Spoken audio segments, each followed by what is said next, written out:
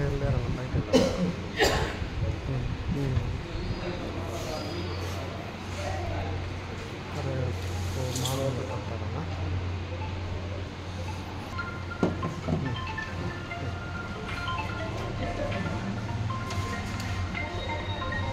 సరే సరే సరే. నమస్కారం. ముందుగా మొన్న 14-15 శుక్రవారం శనివారం విశాఖపట్నంలో జరిగినటువంటి విశాఖ సిఐఐ సమ్మిట్ యొక్క వివరాలను వివరించే దానికోసంగా ఈరోజు ఇక్కడ పత్రికా సమావేశం ఏర్పాటు చేయడం జరిగింది. ఒక మాటలో చెప్పాలంటే చంద్రబాబు నాయుడు గారు చేయగలిసిందే చెప్తాం, చెప్పింది చేస్తాం అనే ఒక సిద్ధాంతంతో ఈ రాష్ట్ర ప్రజల యొక్క అభివృద్ధి కోసం, ఈ రాష్ట్రం యొక్క అభివృద్ధి కోసం, రాష్ట్ర ప్రజల యొక్క సంక్షేమం కోసం, ఈ రాష్ట్ర రాజధాని నిర్మాణం కోసం, అదేవిధంగా రాష్ట్రంలో ఉన్న నిరుద్యోగులకి ఉద్యోగ వృత్తి కల్పించే దానికోసంగా ఆయన ఏదైతే ఎన్నికలకు ముందు ఎన్నికల హామీల్లో నేను అధికారం లేకొస్తే 20 లక్షల ప్రభుత్వ ప్రైవేటు భాగస్వామ్యంతో ఉన్నటువంటి ఉద్యోగాలు కల్పన చేస్తానని చెప్పి హామీ ఇచ్చాడు. దాంట్లో భాగంగా గత మాసంలో మనం చూసాం, విశాఖపట్నంలో గూగుల్ టెక్ తీసుకొచ్చి 1,23,000 కోట్ల రూపాయలతో 2 లక్షల మందికి ఉద్యోగ కల్పన చేసే విధంగా ప్రణాళిక సిద్ధం చేసి దాన్ని శంకుస్థాపన చేయడం జరిగింది. అదేవిధంగా 16,300 డిఎస్సి ఉద్యోగాలు ఇచ్చి ఈ రాష్ట్ర యువతకి ఎవరైతే ఉపాధ్యాయులు ఉన్నారో ఉపాధ్యాయ ట్రైనింగ్ పూర్తి చేసి నిరుద్యోగులకు ఉన్నారో వాళ్ళకు ఉద్యోగ కల్పన చేయడం జరిగింది. అతి త్వరలో పోలీసు ఉద్యోగాలు భర్తీ చేసే ప్రక్రియ మొదలైంది. అదేవిధంగా ప్రతి సంవత్సరం కూడా డిఎస్సి నిర్వహించి నిరుద్యోగ ఉపాధ్యాయులుగా నియామకాలు ఇస్తారని చెప్పి చెప్పడం జరిగింది. అదేవిధంగా ప్రభుత్వం అధికారంలోకి వచ్చిన వెంటనే మనందరం చూసాం, ఆయన 3,000 రూపాయల పెన్షన్ని 4,000 చేయడం, వికలాంగులకి 3,000ని 6,000 చేయడం, ఈ విధంగా ప్రతి సూపర్ 6 ఏదైతే చెప్పాడో వాటన్నిటిని అమలుపరచడం జరిగింది.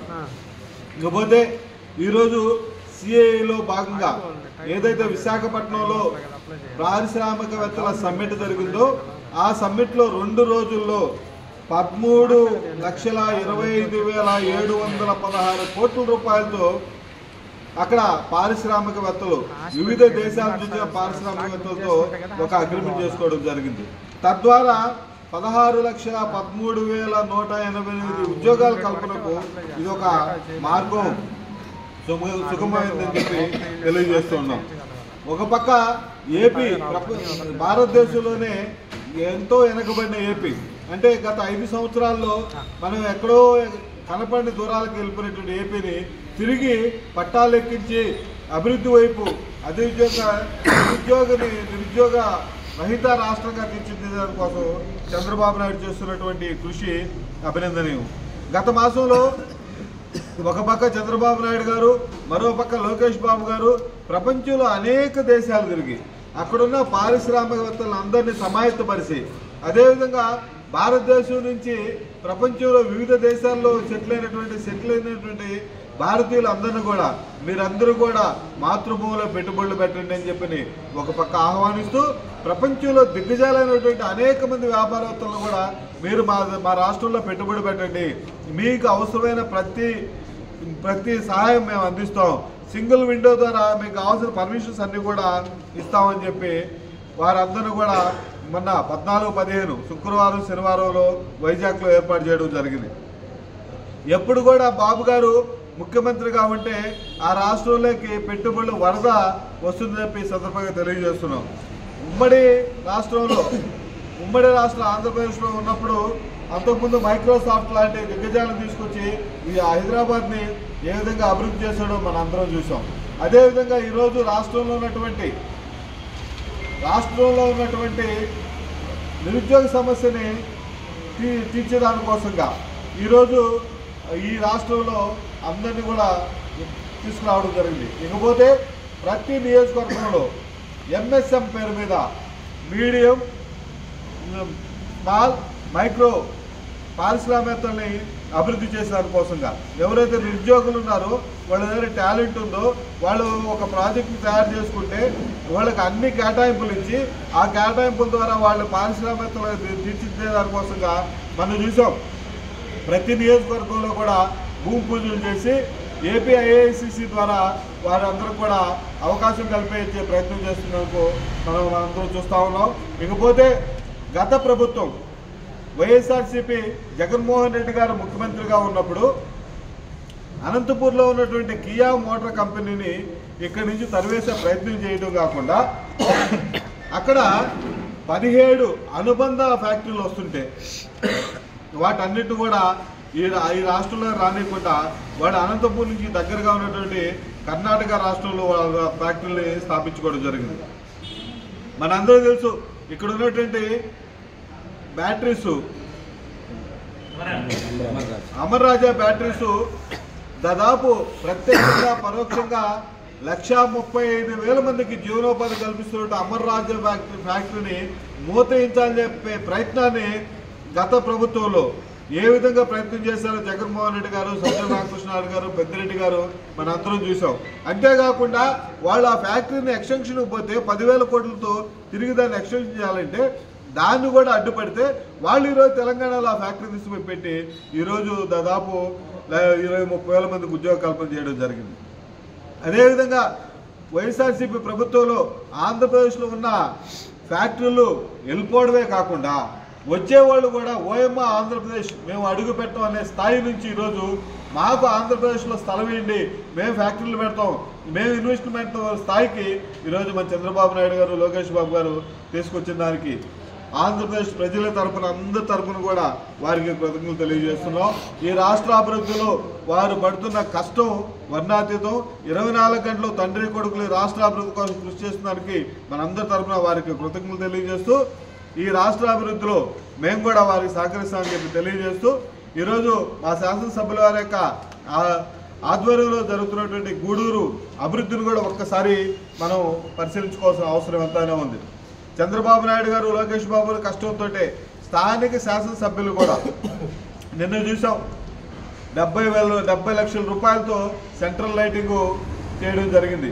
అదేవిధంగా నిన్న తుడా చైర్మన్ గారు ఇక్కడికి వస్తే వారి ద్వారా 5 కోట్ల రూపాయలతో పట్టణాభివృద్ధి నిధుల్ని స్వీకరించడం జరిగింది.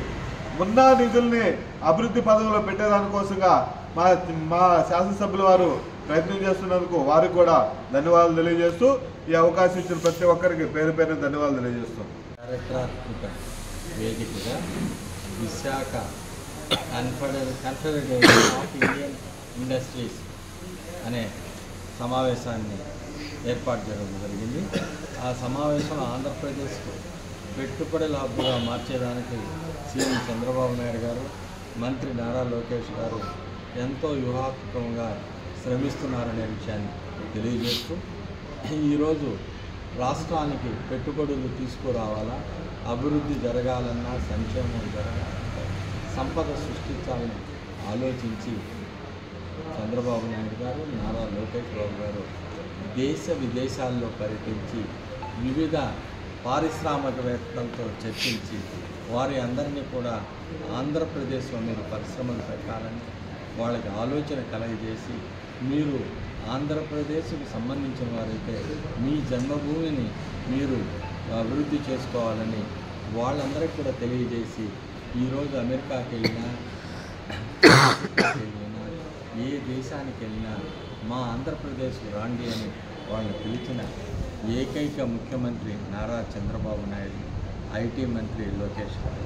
గతంలో కూడా ఆ సమైక్య ఆంధ్రప్రదేశ్లో ఆ పరిశ్రమలు తేవాలనే ఆలోచనతో 1995 అక్టోబర్ 2న ముఖ్యమంత్రిగా ప్రమాణ స్వీకారం చేసిన తర్వాత చంద్రబాబు నాయుడు గారు ఆయన ఒక విజన్ని ఏర్పాటు చేసుకొని విజన్ 2020 తీసుకొని మాదాపూర్ దగ్గర శ్రీ సిటీని ఆడక ఐటీ హబ్ను ఏర్పాటు చేయడం జరిగింది. హైటెక్ సిటీ ద్వారా ఎందరో మంది మేధావులను తీసుకొచ్చి అక్కడ పరిశ్రమలు తీసుకురావాలా అని ఆలోచించి ఎన్నో హైటెక్ సిటీని అభివృద్ధి చేయడం జరిగిందనే విషయాన్ని గుర్తుంచుకోవాలి. ఈరోజు తెలంగాణలో ఉన్నటువంటి హైదరాబాద్ సికింద్రాబాద్ హైసెక్ సిటీ కూడా ఒకటి ఉందనే తెలియజేసినంత నారా చంద్రబాబు నాయుడు.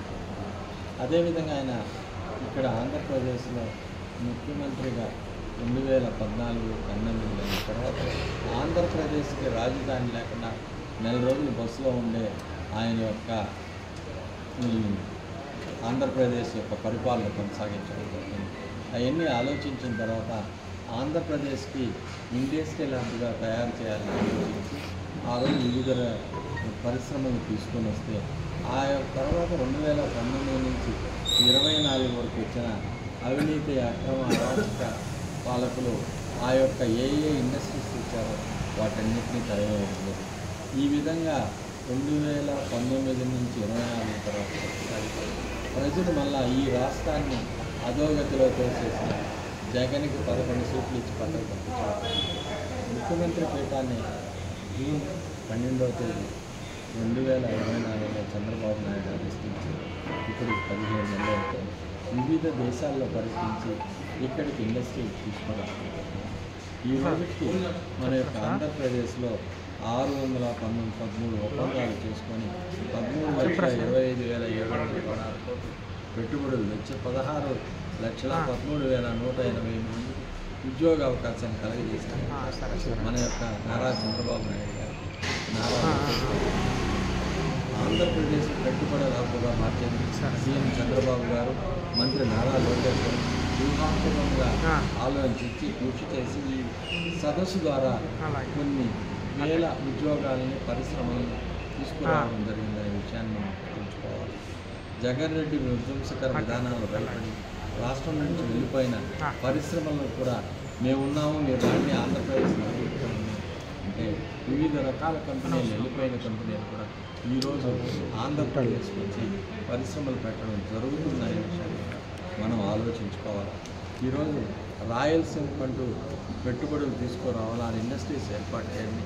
రాయలసీమ యొక్క సువర్ణయుగం ప్రారంభమైందనే విషయాన్ని పెట్టుబడులు ఒక ప్రాంతానికే మాత్రమే కాకుండా 3 ప్రాంతాలకు సమానంగా వెళ్ళడం ఇది ప్రభుత్వ వికేంద్రీకరణలో మొదటి భాగమని మనం గుర్తుంచుకోవాలి.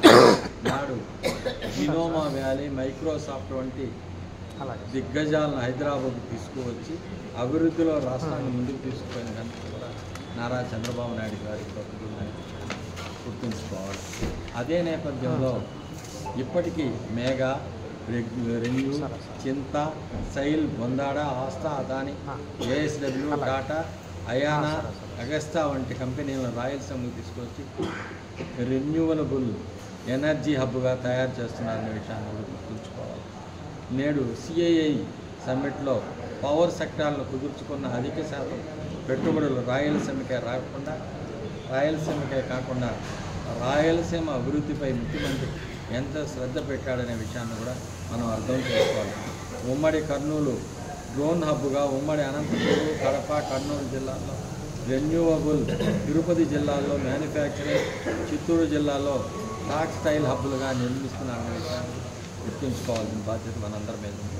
గతంలో రాయలసీమలో పెట్టుబడులు పెట్టడానికి వెనకంజ వేసిన కంపెనీలన్నీ కూడా ఇప్పుడు ప్రభుత్వం స్థిరత్వంను, ప్రభుత్వంలో ఉన్న పారదర్శకత్వాన్ని ప్రభుత్వం తీసుకుని ముందు చూపుతూ వారందరూ కూడా వచ్చి ఇక్కడ పరిశ్రమలను ప్రారంభిస్తున్నారనే విషయాన్ని కూడా గుర్తుంచుకోవాల్సిన ఆవశ్యకత ఎంతైనా. మేడ్ ఇన్ ఏపీ ప్రమోట్ చేస్తూ శ్రీ సిటీని South Indian most reliable industrial క్లస్టర్గా సీఎం చంద్రబాబు నాయుడు గారు నిలబెట్టారు. భవిష్యత్తులో సెమీ కండక్టర్లు, electronics, electric vehicles, medical devices రంగాల్లో దేశంలోనే టాప్ మ్యానుఫ్యాక్చరింగ్ యూనిట్గా శ్రీ సిటీని తీసుకురావడం జరుగుతుందనే విషయాన్ని కూడా గుర్తుంచుకోవాలి.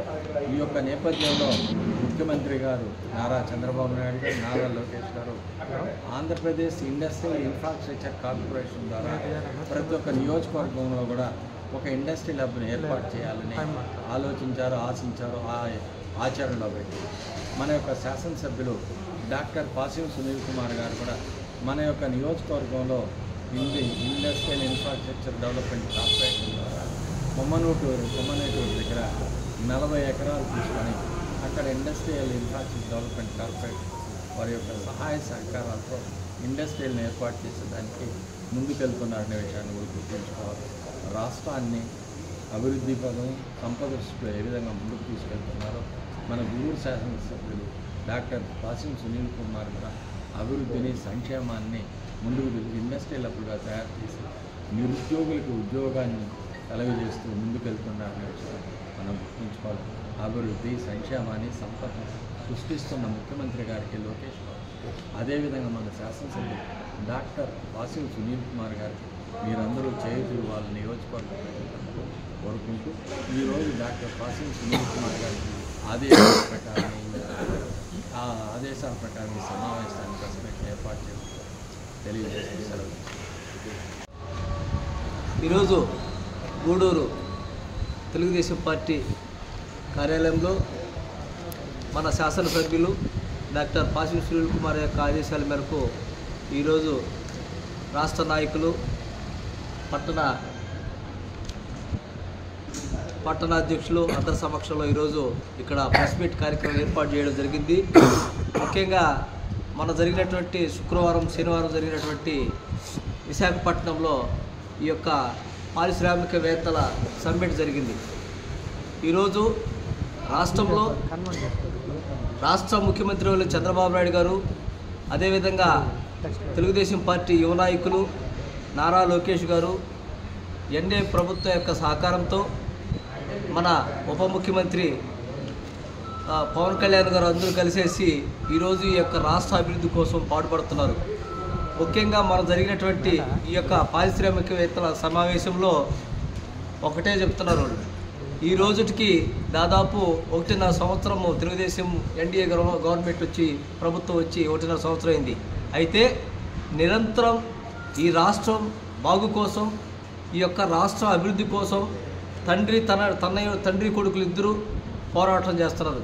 ఏంటంటే ఈ ఆంధ్రప్రదేశ్ని అగ్రగామిగా చేయాలి, ఈ రాష్ట్రంలో పెట్టుబడులు తీసుకురావాలి, పరిశ్రమలు నెలకొల్పాలి, ఈ రాష్ట్ర అభివృద్ధి చేయాలి. అదేవిధంగా మనకు రాజధాని లేదు, ఈ దాన్ని నిర్మించాలి.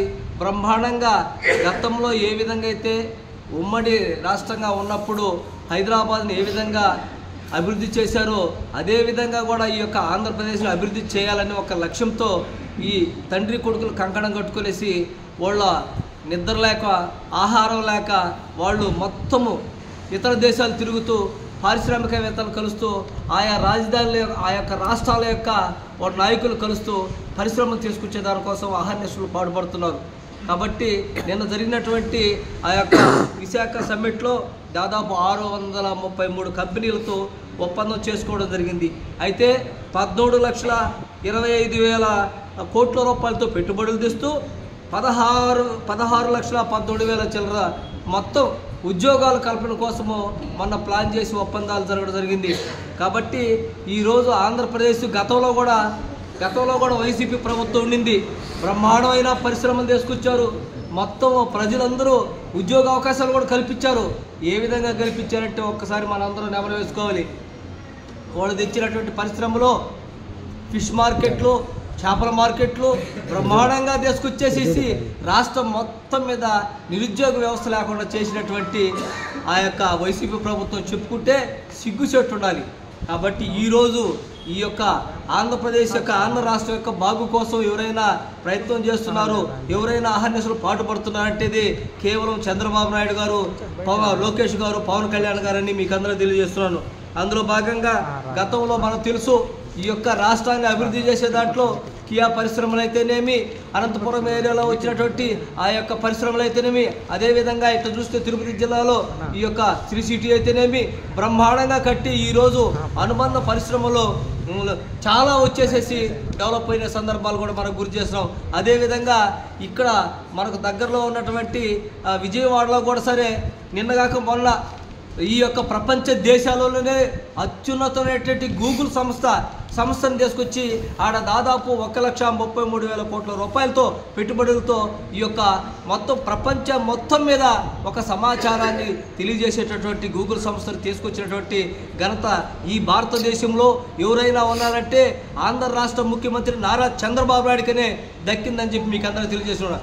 అలాంటి ఈ సందర్భంలో ఈ రాష్ట్ర బాగు కోసం, రాజధాని కోసం పోలవరంని నీళ్లు ప్రవహించి ప్రతి ఒక్క రైతుకి ఆ యొక్క నీరు కావాలనే లెక్కతో పోలవరం నిర్మాణం కోసం అయితేనేమి ఒక శాశ్వతమైనటువంటి నిర్మాణ కట్టడాల కోసము ఈరోజు అహర్నిశలు పనిచేస్తున్నటువంటి ముఖ్యమంత్రి ఎవరైనా ఉన్నారంటే నారా చంద్రబాబు నాయుడు గారిని మీకు అందరికీ తెలుసు. కాబట్టి నిన్న జరిగినటువంటి ఈ సమ్మిట్లో మన భారతదేశానికి రాబోయే రాష్ట్రాల్లో బ్రహ్మాండంగా రాబోయే రోజుల్లో బ్రహ్మాండంగా పరిశ్రమలు వచ్చి ఈ యొక్క యువతకి ఉపాధి ఖచ్చితంగా కల్పించేదానికి చంద్రబాబు నాయుడు, లోకేష్ బాబు గారు, పవన్ కళ్యాణ్ గారు కృషి చేస్తారని ఎన్డీఏ గవర్నమెంట్తో మోడీ గారి యొక్క సహకారంతో ఈ రాష్ట్రాన్ని దిశ మార్చే విధంగా ప్రయత్నం చేస్తారని చెప్పి మీకు అందరూ తెలియజేసుకుంటూ సెలవు తీసుకుంటున్నాం. మన ఆంధ్రప్రదేశ్లో విశాఖపట్నంలో సిఐఐ సమ్మిట్ జరగడం. ఈరోజు దేశంలోనే ఆంధ్రప్రదేశ్ పారిశ్రామికంగా రాబోయే రోజుల్లో ముందుకు నెంబర్ 1 స్థానంలో వెళ్ళేందుకు చంద్రబాబు నాయుడు గారు మన కూటమి ప్రభుత్వం విశేషంగా కృషి చేస్తారు. దీంట్లో చంద్రబాబు నాయుడు గారు, లోకేష్ గారు, పవన్ కళ్యాణ్ గారు కేంద్ర ప్రభుత్వ సహాయ సహకారాలతో ఈరోజు అనేక పరిశ్రమలు మన ఆంధ్రప్రదేశ్ తీసుకురావడం జరుగుతుంది. కోస్తాంధ్ర, ఉత్తరాంధ్ర, రాయలసీమ 3 ప్రాంతాలని సమానంగా అభివృద్ధి చేసేందుకు తగిన ప్రణాళికతో ఈరోజు మనం గత నెలలో చూసాం. లోకేష్ గారు ప్రపంచంలోనే అతిపెద్ద కంపెనీ అయిన గూగుల్ సంస్థని మన ఆంధ్రప్రదేశ్కి తీసుకురావాలి. మరి ఈరోజు నిన్న విశాఖపట్నంలో జరిగిన సమ్మిట్ గత 5 సంవత్సరాల్లో ఎన్నడూ మన ఆంధ్రప్రదేశ్కి పరిశ్రమలు రావాలంటే కంపెనీల ప్రతినిధులు భయపడి వెళ్ళిపోయిన వారు అనేక మంది ఉన్నారు. మరి అలాంటి వారు కూడా ఈరోజు ప్రభుత్వం యొక్క స్థిరత్వాన్ని చూసి చంద్రబాబు నాయుడు గారి మీద నమ్మకంతో ఈరోజు ముందుకు రావడం జరుగుతుంది. నిన్న విశాఖపట్నంలో జరిగిన సిఐఐ సమ్మిట్లో దాదాపు 13 లక్షల కోట్ల రూపాయల పెట్టుబడులు మార్గం సుగమం చేస్తూ 613 కంపెనీలతో ఈరోజు ఒప్పందాలు చేసుకోవడం జరిగింది. అందులో భాగంగా నిరుద్యోగ యువతకి రాబోయే రోజుల్లో 16 లక్షల ఉద్యోగాలు కూడా కల్పించే దిశగా ఈ యొక్క కూటమి ప్రభుత్వం చంద్రబాబు నాయుడు గారి నాయకత్వంలో పనిచేస్తాం. మరి అహర్నిశలు రాష్ట్రాభివృద్ధి కోసం రాష్ట్రం సాంకేతికంగా పారిశ్రామికంగా అభివృద్ధి చెందడం కోసం తద్వారా నిరుద్యోగ యువతకి ఉద్యోగాలు కల్పించి రాష్ట్రాన్ని అన్ని రంగాల్లో ముందుకు తీసుకోబోయేదానికి నిద్రాహారాలు మాని ఒక పక్క కూటమి ప్రభుత్వంలోని నాయకులు ముఖ్యమంత్రి గారి ఆధ్వర్యంలో పనిచేస్తూ ఉంటే మరి ఇంకొక పక్క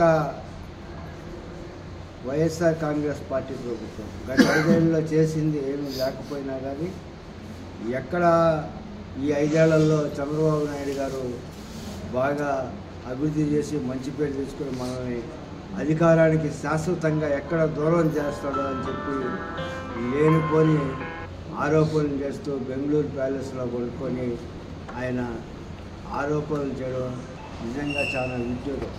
ఈరోజు రాయలసీమకు పరిశ్రమలు రావాలంటేనే జంకే స్థితిలో ఈరోజు రాయలసీమకి అనేక పరిశ్రమలు వెలువలా వస్తున్నాయి. అనంతపూర్లో కానీ, కర్నూలులో కానీ తిరుపతి చిత్తూరులో కానీ అనేక కంపెనీలు ఈరోజు వస్తున్నాయి. 21 రోజుల్లోనే అనుమతులన్నీ మంజూరు చేసి మరి పరిశ్రమలు స్థాపించే దిశగా ఈరోజు రాయలసీమని రత్నాలసీమగా మార్చేందుకు మన కూటమి ప్రభుత్వం పనిచేస్తుంది.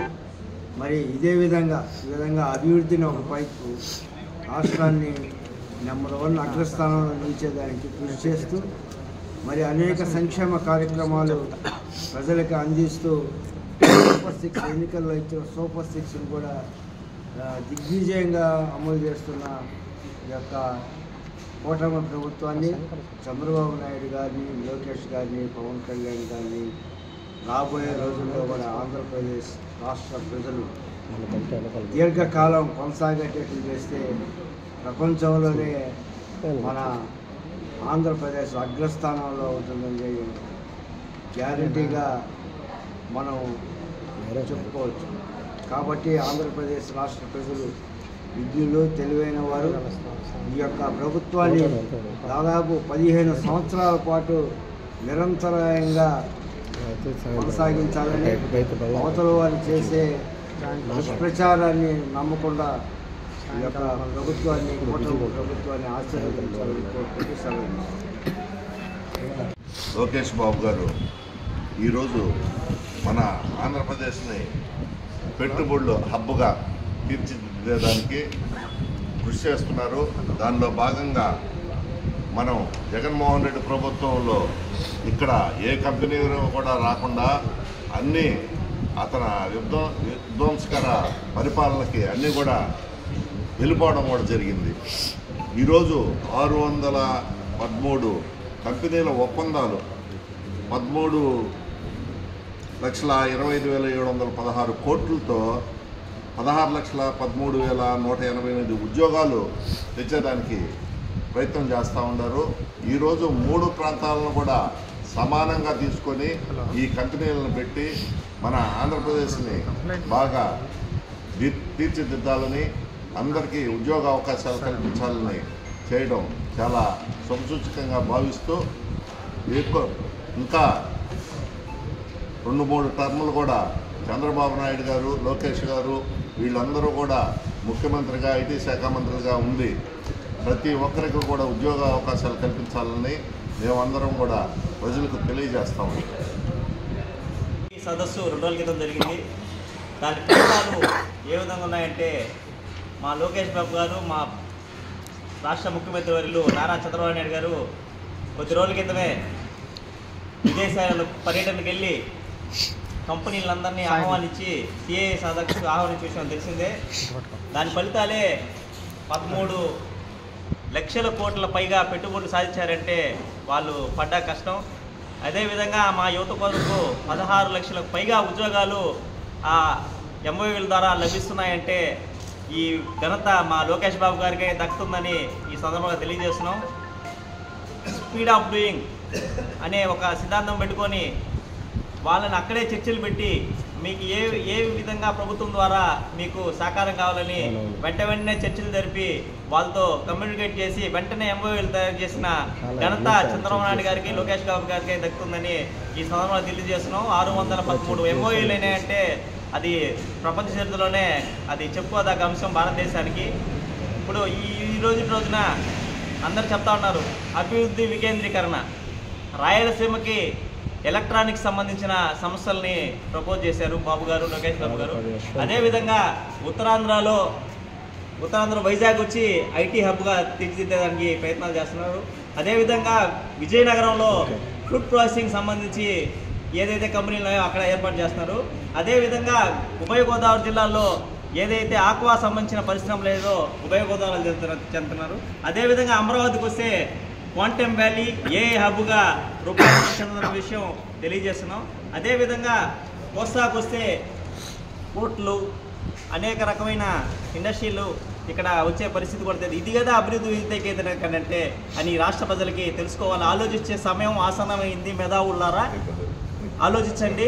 రానున్న రోజుల్లో ఏ ప్రభుత్వం ప్రజల కోసం, యువత కోసం కష్టపడుతుందని ఇదొక సిఐఏ సదస్సుని ఎగ్జాంపుల్గా చూపించి ఈ రాష్ట్రంలో చదువుకున్న వారికి, మేధావులు కొద్దిగా ఆలోచించాలని ఎంత కష్టపడి పాకులాడి కంపెనీని తీసుకొచ్చి వాళ్ళకి ఏ రకమైన బెనిఫిట్స్ ఇస్తే ఇక్కడ నిలబెట్టి తొందరగా పెట్టుబడులు పెట్టి ఉద్యోగ రూపకల్పన చేస్తారని చంద్రబాబు నాయుడు గారు లోకేష్ బాబు శ్రమని గుర్తించాలని ఈ రాష్ట్ర ప్రజలను కోరుతుంటూ మా గూడూరు నియోజకవర్గం తరఫున మా డాక్టర్ పాసిన్ సునీల్ కుమార్ గారు ఎమ్మెల్యే గారు ఆదేశాలతో ఇక్కడ ప్రెస్ మీట్ నిర్వహించి ప్రజలకి చెప్పే విధంగా ఈ ప్రెస్ మీట్ ఏర్పాటు చేసినందుకు సునీల్ అన్న కూడా ధన్యవాదాలు తెలుపుకుంటూ అందరికీ బాబు గారికి రాష్ట్ర ప్రజలకి ముఖ్యంగా లోకేష్ బాబు గారికి ధన్యవాదాలు తెలుపు సెలవు తీసుకుంటాం.